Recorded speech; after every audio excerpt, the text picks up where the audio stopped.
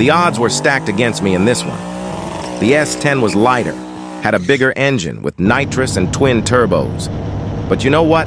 I lined that shit up anyway. Let's go!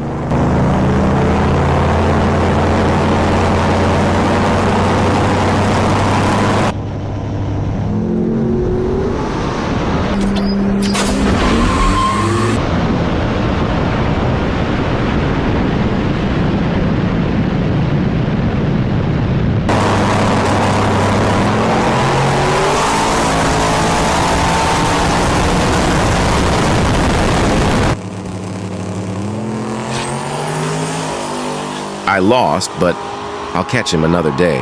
Bet on that.